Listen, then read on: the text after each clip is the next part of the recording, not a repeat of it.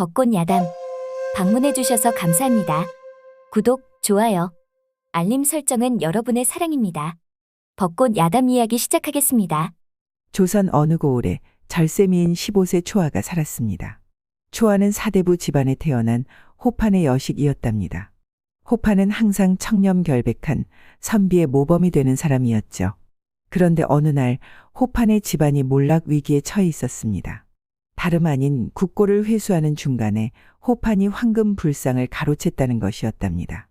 헌데 사원부에서 호판의 집무실과 집안을 다 조사를 해보았지만 어디 하나 단서될 만한 것을 찾을 수는 없었죠. 감사하는 사원부에서는 호판의 집이 생각보다 너무 검소하여 감찰하는 입장에서 미안할 정도였으니까요.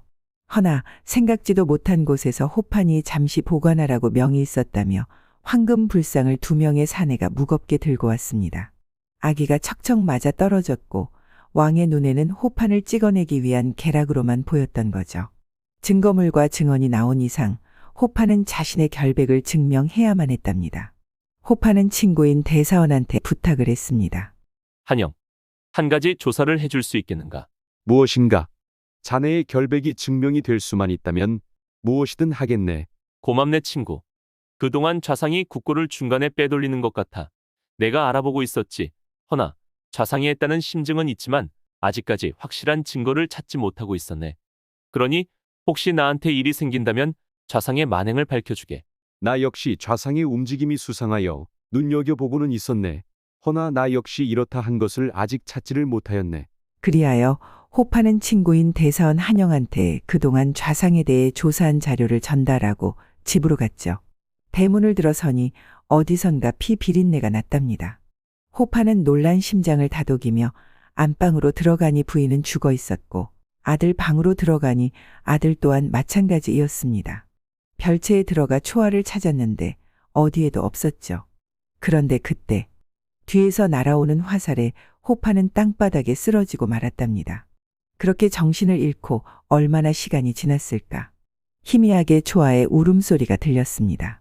초아는 동무들과 놀다 늦게 들어오게 되었고 혼이 날까 무서워 개구멍으로 들어와 장독대에 숨어 집안 분위기를 보고 있었던 거죠. 그런데 그때 아버지가 별채로 다급하게 들어오셨고 뒤에서 화살이 날아와 아버지의 등에 박히는 것을 보게 되었던 거죠. 초아는 나오려는 비명을 손으로 입을 막고 장독대 깊숙한 곳에 숨어 떨고 있었습니다. 고요함 속에서 아버지의 신음소리가 희미하게 들렸죠. 초아는 주위를 살피며 아버지한테 조용히 갔답니다. 아버지, 어서 일어나세요. 여기는 위험합니다.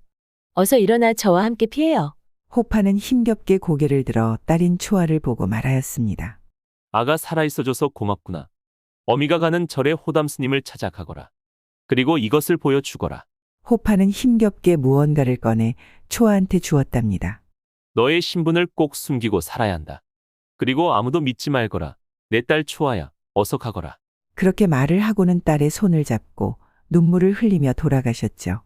초아는 그 집에 오래 있을 수는 없었습니다. 그리하여 어머니가 계신 안방에 들어가니 어머니도 쓰러져 계셨답니다. 초아는 소리 없이 눈물을 흘리며 어머니를 안고 말을 하였죠. 어머니, 제가 꼭 원수를 찾아 똑같이 갚아주겠습니다. 그러니 제 걱정하지 마시고 좋은 곳에 가셔요. 그렇게 초아는 가족과 이별을 하고 살수의 눈을 피해 개구멍으로 조용히 나갔습니다. 밖은 어두웠으며 초아의 나이 15살, 칠흑 같은 어둠을 이겨내기에는 어린 나이였답니다. 허나 초아의 가슴은 분노로 가득 차 있었으며 지금은 어둠 따위를 무서워할 여유가 없었죠. 그리하여 아버지가 알려준 호담 스님을 찾아 산속으로 들어가고 있었습니다. 바람이 불어 나뭇잎 스치는 소리가 스산하게 들려왔고 또 다른 소리도 들렸답니다. 사람 살려. 거기 누구 없어? 여보시오. 여기 사람 있어. 초아는 사람 소리가 들리는 곳으로 갔죠. 움푹 들어간 곳에 사내 한 명이 움직이지도 못하고 소리만 지르는 것이 아니겠어요. 초아는 사람인지 귀신인지 초롱불을 들어 확인하였답니다. 젊은 사내가 피투성이가 되어 힘겨워하고 있었습니다. 그리하여 긴장대를 내려주고 사내가 잡고 올라올 수 있도록 하였죠. 사내는 온몸이 상처투성이었답니다. 고맙습니다. 이 은혜를 꼭 갚겠습니다. 이곳은 위험하니 저를 좀 부축해 주실 수 있겠소? 그리하여 초아는 사내를 부축하고는 걸었습니다. 낭자, 이름이 무엇이오? 제 이름이요? 저 나쁜 사람 아닙니다. 호판대감 댁에서 이상한 사람이 있기에 쫓아왔사오다 일이 되었소. 아마도 칼을 잘 쓰는 걸 보니 살수이였던 것 같소. 저는 아소입니다. 저는 대사원 둘째 아들 이수입니다. 초아는 이수의 말을 듣고 온몸이 떨려왔답니다. 헌데 이 늦은 밤에 어찌 낭자 혼자 산속에 오게 된 것이요? 급하게 전달해야 할 것이 있다 보니 이렇게 서로 만나 다행입니다. 혼자보다는 둘이 낫지요. 그렇게 초아는 이수를 부축하여 호담 스님이 있는 절에 오게 되었답니다. 호담 스님 계신가요? 이 밤에 누구요? 호담 스님은 방문을 열고 나왔답니다. 아니, 아씨, 이 밤에 무슨 일이십니까? 초아는 옆에 이수가 있어 말하기 난처했습니다. 그리하여 호담 스님은 다른 스님을 시켜 이수를 치료하게 하였답니다. 그리고 초아를 방으로 안내했죠. 초아는 아버지가 주신 것을 호담 스님한테 드렸고 호담 스님은 놀란 얼굴을 하고는 글을 읽어 내려갔답니다. 호판이 남긴 글은 이런 내용이었습니다. 호담 스님, 제가 지금 이 세상 사람이 아니라면 이 글을 호담 스님이 보시고 계실 겁니다. 제가 지금 믿을 수 있는 분은 호담 스님이십니다. 제 가족이 살아서 호담 스님을 찾아가거든 보살펴 주시길 부탁드립니다. 지금 좌상이 저를 조정해서 찍어내려 합니다. 호담 스님께 알려드린 그곳에 제 가족을 아무도 모르게 보내주세요. 초아씨, 내일 호판께서 알려주신 곳으로 안전하게 가실 수 있도록 돕겠습니다. 오늘은 주무시고 내일 새벽 일찍 가시지요. 그렇게 호담 스님은 방에서 나갔답니다. 초아는 참았던 눈물이 폭포수가 되어 쏟아졌습니다. 밖에서 초아의 울음소리를 듣고 있는 사람이 있었으니 이수였죠. 이수는 초아의 방문 앞 마루에 앉아 밤하늘을 보며 초아의 눈물이 멈추길 기다렸답니다. 얼마나 시간이 지났을까? 초아의 울음은 멈추었기에 이수가 마루에서 말을 하였습니다. 아소낭자 다 울었으면 잠시 나올 수 있습니까? 초아는 빠꾸미 문을 열고 마루에 나와 앉았답니다. 아소낭자 무슨 일이 있었기에 그리 슬피 울었던 것이요? 초아는 아무 말도 하지 않고 밤하늘에 떠 있는 달과 별을 보았습니다. 저도 잘 모르겠습니다. 지금은 아무런 생각을 하고 싶지 않습니다. 그렇게 말하는 초아한테 더 이상 물어볼 수는 없었죠. 한편 좌상은 호판 가족들을 죽인 살수에게 화를 내며 말을 하였답니다. 내가 분명 한 명도 남김없이 죽이라 하지 않았느냐? 저도 호판 죽이고 호판 녀식이 보이지 않아 찾고 있었는데 갑자기 젊은 사내가 튀어나왔지요. 그 사내의 무예는 보통 무사들과는 달랐습니다. 그것도 자랑이나 말하는 것이냐? 계집아이라 무엇을 어찌하지는 못하겠지만 찝찝하구나. 사내가 누구인지는 모르겠으나 호판을 아는 사람이 확실하다. 좌상은 청나라의 황실과 손을 잡고 서로 필요한 물품들을 비밀리에 오갈 수 있도록 국고를 빼돌려 청나라의 뇌물을 주고 있었습니다. 몇 년간 공들인 계획을 호판이 자신의 뒤를 캐고 다녀 귀찮게 되어 죽였던 거죠. 좌상은 다음 달부터 청나라에서 들어오는 모든 물품들은 자신이 쥐락펴락할 수 있게 되어 앞으로 막강한 힘을 가질 생각에 온몸에 짜릿한 전율이 느껴졌답니다. 그리하여 왕도 자신 소나귀에 넣고 주무를 생각을 하니 아주 기분이 좋았던 거죠. 한편 새벽이 되어 호담 스님은 아무도 모르게 초아를 데리고 길을 나섰습니다. 하루를 걸어 당도한 곳은 어느 작은 시골 마을이었으며 마을은 고즈넉하고 아담하게 보였답니다. 집에 당도를 하니 정원에는 평소 어머니가 좋아하셨던 수국, 라일락, 채송화 등이 피어 있었죠. 초아는 정원의 꽃을 보니 어머니, 아버지, 그리고 오라버니가 생각이 나 마음과 온몸이 무너져 내리는 것 같았습니다. 한편 호담 스님은 초아를 데려다 주고는 걸음을 재촉하여 어느 기와집으로 들어갔죠. 그곳은 바로 좌상댁이었습니다. 호담 스님도 좌상이 심어놓은 사람이었던 거죠. 그 고을의 부인들은 호담 스님의 자애로움에 감탄하여 호담 스님이 있는 절에서 불공을 드렸고 가정사를 작은 일부터 큰 일까지 호담 스님과 상의를 했답니다. 그렇다 보니 좌상은 호담 스님을 통해 조정에 있는 대감들의 가정사까지 파악할 수 있었죠. 그리하여 호담 스님은 초아가 어디에 있는지 좌상한테 말을 해주었습니다. 좌상은 살수를 다시 불렀답니다. 이곳에 가면 호판 여식이 있을 것이다.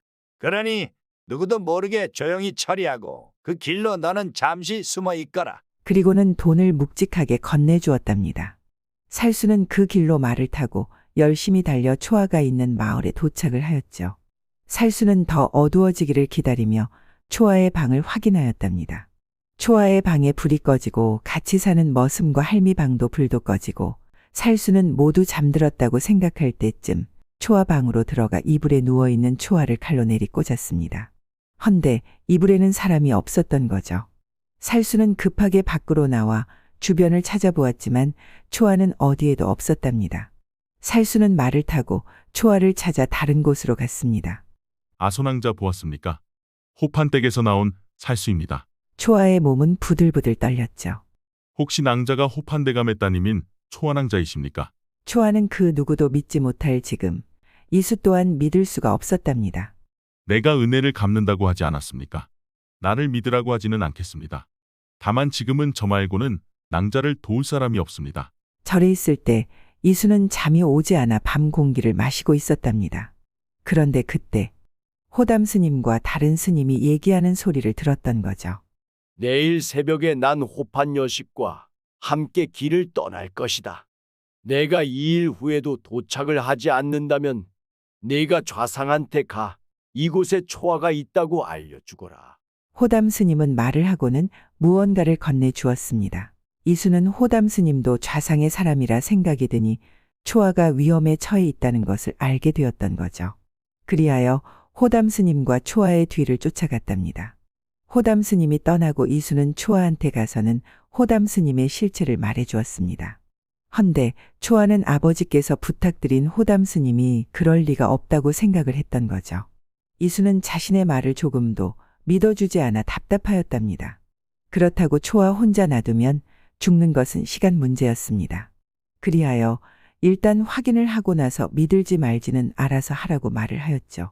그리하여 초아는 방으로 들어간 후 불을 끄고 뒷문으로 나와 이수와 숨어 지켜보았답니다. 그때 살수가 칼을 들고 초아 방으로 들어가는 것이 아니겠습니까? 결국 호담 스님도 좌상의 사람이라 확인이 되니 복수할 대상을 정확하게 알게 되었죠. 그리하여 초아는 이수와 짐을 챙겨 길을 떠났습니다. 이수는 자신이 훈련 받았던 곳에 초아를 데리고 갔죠. 이수 눈에는 초아가 스치는 바람에도 넘어질 것 같아 위태롭게 보였고 몸을 쓰는 고된 훈련을 시켜 가족의 죽음을 떨칠 수 있게 해주고 싶었답니다. 훈련장은 왕을 지키고 왕명으로 움직이는 무사들이 특수훈련을 받는 곳이었습니다. 초아도 무예를 익히는 무사를 보니 자신의 몸은 스스로 지키고 싶은 생각이 들어 이수한테 말을 하였죠. 저도 이곳에서 무예를 익히고 싶습니다. 그렇게 하시지요. 스승은 접니다. 네? 이곳은 있는 사람들은 엄하게 훈련을 받아야 하는 사람들입니다. 허나 저는 이곳에서 모든 것을 익히고 나온 사람이지요. 아, 그렇군요. 그런데 이수 선비님은 저와 같이 계속 함께 하셔도 괜찮으신가요? 네, 괜찮습니다. 아, 백수였구나. 어쩐지. 초아낭자, 나는 낭자가 생각하는 그런 사람이 절대 아닙니다. 그러니까 저라는 사람은 초아는 덩치만 큰 순진한 이수를 놀리는 재미가 솔솔했답니다. 이렇게 힘든 와중에 이수를 보며 웃을 수 있어 고맙게 생각하고 있었던 거죠. 여보게 저 낭자 꽁무니를 쫓아다니는 사람이 우리가 아는 이수 대장님이신가? 맞네, 그려? 대장부 중에 대장부께서 어찌 작은 낭자한테 쩔쩔매는 것인가? 보고 있는 내가 부끄럽네.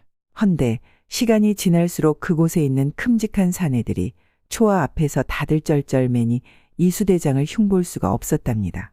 초아는 제일 단순한 사람들만 모여 있다 보니 놀리는 재미도 있어 조금씩 웃으며 살 수 있었습니다. 또한 이수한테 체력 단련과 칼무에 활쏘기 등 피나는 노력 끝에 자신의 몸은 스스로 지킬 정도는 되었던 거죠. 그렇게 세월이 흘러 초아는 18세가 되었답니다. 초아는 모든 무예를 일취월장하여 여무사로 인정받게 되었던 거죠. 허나 이수도 아무리 가르쳐 보려 해도 안 되는 것이 있었으니 말타기이었습니다. 초아는 말에서 떨어질 것 같아 말에 타기만 하면 엎드려 매달려 있어 이수 눈에는 그런 모습이 귀엽기만 했답니다. 그리하여 고삐는 이수가 잡고 천천히 움직여 급할 것 없다고 생각하며 훈련장을 돌다 보면 초아는 말 위에서 자고 있었죠. 이수는 그런 초아가 자신도 모르는 사이 사랑스럽게 보이게 되었으며 이수는 매번 자는 초아를 안아 방에 눕혔습니다. 이수는 초아가 자신의 품에 안겨 자신의 가슴에 파고들 때면 가슴 한 구석이 떨려왔고 그런 떨림이 설렜답니다. 그러던 어느 날 아침이면 초아가 먼저 자신의 방 앞에서 기다리고 있었는데 오늘따라 초아가 보이지 않는 것이 아니겠어요. 그리하여 이수는 찾아다녔습니다. 헌데 훈련장에서 초아가 젊은 애송이와 말을 같이 올라타고 있는 것이 아니겠어요. 이수는 그런 모습을 보는 순간 눈빛은 이글거렸으며 얼굴은 도깨비 상으로 바뀌었고 온몸에 숨겨져 있던 근육들이 성을 내며 커지고 있었던 거죠. 그 모습을 옆에서 지켜보던 무사가 큰일 났음을 알았습니다. 이수의 표정은 나쁜 놈들 작살 내기 전 나오는 표정이었으니까요. 그리하여 이수가 바라보는 곳을 보았는데 겁대가리가 상실한 녀석이 초아와 말을 함께 타고는 히이덕거리고 있었던 거죠. 그리하여 이수를 대장으로 모시는 도아라는 훈련대장이 덜 떨어진 차운을 불러 호통을 쳤답니다. 차운, 지금 뭐 하는 겁니까? 차운은 지금 하던 일 멈추고 막사로 뛰어갑니다. 초아는 자신으로 인해 혼이 날까봐 걱정이 되어 미안한 표정을 짓고는 말을 하였답니다. 저 때문에 죄송합니다. 별일이 없었으면 좋겠네요. 오늘은 감사했습니다. 이수는 그동안 초아를 지켜주고 싶어 참고 있었던 행동들을 애송이가 하고 있으니 너무 분에 참기가 힘이 들었던 거죠. 헌데 초아가 이수를 보고 활짝 웃고는 손을 흔들며 뛰어오는 것이 아니겠어요. 이수는 그런 초아의 모습을 보니 얼굴에 미소가 한가득 피어나 있었답니다. 그 모든 모습을 지켜본 훈련대장 도아는 기가 막힌 표정을 짓고는 피식 웃었습니다. 초아는 이수한테 와서는 말을 하였죠. 말을 같이 타주니 무섭지 않아 재미있었습니다. 그리 가르쳐 드릴까요? 이수의 눈빛은 사내의 눈빛이었으며 초아는 일찍이 알고 있었답니다. 헌데 답답하게도 같은 거리를 유지를 하며 초아를 바라만 보고 있는 것이 아니겠어요. 그리하여 초아는 이수의 마음에 불을 질러보기로 마음먹고 제일 애송이 같은 차운과 말을 같이 탔던 거죠. 사실 초아는 말을 못하는 것이 아니었답니다. 다만 초아는 훈련을 받을수록 이수를 연모하게 되었고 이수도 자신을 연모해 주길 바랬던 거죠. 헌데 이제는 이수의 마음을 알 수 있었습니다. 이수의 눈빛은 초아가 생각했던 것보다 더 강렬하였으니까요. 그리하여 이수는 더 이상 초아에 대한 마음을 숨기고 싶지 않았으며 자신의 여인으로 만들겠다는 생각이 들었던 거죠. 이런 마음까지 초아는 알 리 없었습니다. 이수는 초아의 가느다란 허리를 잡고는 번쩍 안아 말에 태우고 자신도 초아 뒤에 탔답니다. 그리고는 초아의 등에 바짝 밀착을 하고는 훈련장을 한 바퀴 돌았죠. 자신의 여인임을 알리고 누구도 접근하지 말라는 행위 같았습니다. 허나 훈련장에 있는 모든 사람들은 초아가 이수의 여인임을 일찍이 알고 있었답니다. 그렇게 티를 내며 다녀놓고 정작 이수 자신만 몰랐던 거죠. 한편 좌상은 그동안 노력의 열매가 맺어졌고 드디어 청과의 본격적인 무역이 시작이 되었습니다. 좌상은 어깨에 날개를 단 듯 부는 생각 이상으로 축척이 되었으며 이제는 모든 것들이 자신의 손아귀에 있는 것 같았고 왕조차 자신을 어찌하지 못한다고 생각이 드니 좌상의 자만이 하늘을 찌르고 있었답니다. 조정에서는 백성들의 힘든 함성을 듣고도 손을 쓸 도리가 없으니 답답하기만 했죠. 그리하여 왕은 좌상을 불렀습니다. 좌상은 아주 거만하게 고개를 뻣뻣하게 들고는 들어오는 것이 아니겠어요. 왕은 그런 좌상의 마음을 움직여 보려고 하였답니다.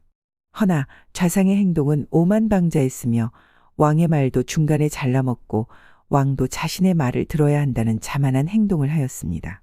왕은 더 이상 좌상의 만행을 참아줄 이유가 없다고 판단이 되었죠. 그리하여 왕이 준비한 모든 것들을 대사원 통해 진행하라 명하였답니다. 한편 대사원은 왕의 명을 받고 둘째 아들인 이수에게 오늘 밤 출동 준비를 명하였습니다. 초아도 얼떨결에 복장을 받아 입고는 말을 타고 달렸죠.